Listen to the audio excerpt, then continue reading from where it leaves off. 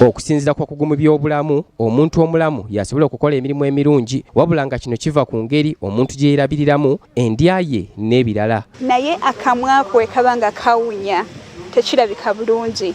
So omulamu ogwaleero ogubadde wano ku Dental Health School okulaba nti abantu bakuuma akamwa kawo, bakuuma amannyo gaabwe. Kati ffe abajjesa tubagezeeko leero okulaba nti okubanga omulamu gwe baliko gwe mutuufu, bw'obeera ng'oyagala amannyo go okuguma obulungi olina okulya Jesa yogurt, olina okunywa Jesa milk. Christine Nafuna, kitunzi wa Jesa, agamba omuntu yenna atunda bizinensi ye eri abantu alina okuba omwegendereza ennyo naddala engeri gy'atambuzaamu obulamu bwe. Tubulirira abantu emigaso gy'amata, emigaso gya yogurt, emigaso gy'ekintu kyonna ekiva mu mata, naddala ekintu ekivudde eri mu bajjesa.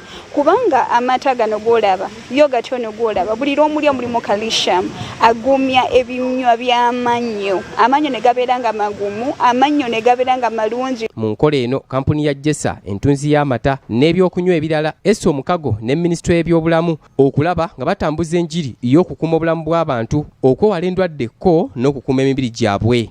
The training also needs to capture specialized levels so that all needed care for dental care is available in the country to reduce referrals abroad and also to skill up the professionals. Kampuni ya Jesa efulumya ebyokunywa eby'enjawulo omuli amata, yogati n'ebirala nga byonna bikola kinene nnyo okuzimba omubiri n'amannyo nga magumu.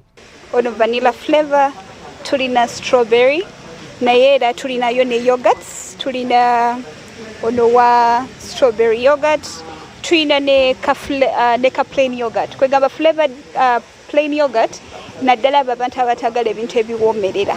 Titus Jemba, BBS Telefina, agesigika.